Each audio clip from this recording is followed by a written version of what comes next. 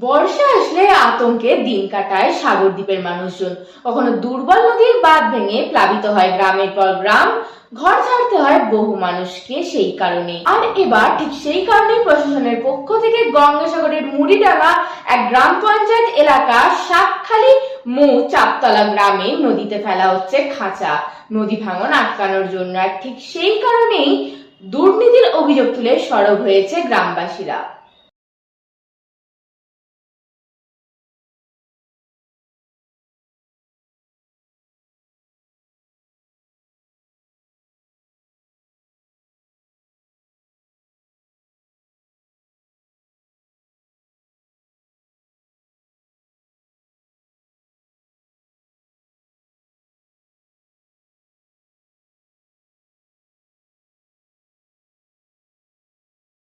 খাঁচাগুলো ঠিকঠাক হয়নি, তারপরে তারের জালগুলো যেগুলো করছিল ইট গলে যাচ্ছে। আমরা মাঝে মাঝে গেছে বলি আমি এত ফাঁকা করছেন কেন, হ্যাঁ বললাম না ওটাও হয়ে গেছে বলে চাপ দিয়ে দিয়ে করাচ্ছি আর কি। আমরা কেউ এলে ওরা দেখেই ওরা করে, না হলে ওই তারের জালগুলো ফাঁকা একদম।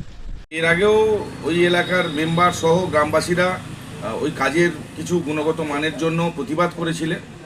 তাতে মন্ত্রী মহাশয় তার ডিপার্টমেন্টকে অবশ্যই জানিয়েছে, এবং যাতে করে কাজ যথাযথ কাজ হয় এবং যাতে স্থায়ীভাবে নদীবাঁধটা সঠিক থাকে, তার জন্য অবশ্যই ব্যবস্থা নেওয়ার জন্য সদ্য মন্ত্রী বঙ্কিমচন্দ্র হাজরা মহাশয় বলেছেন।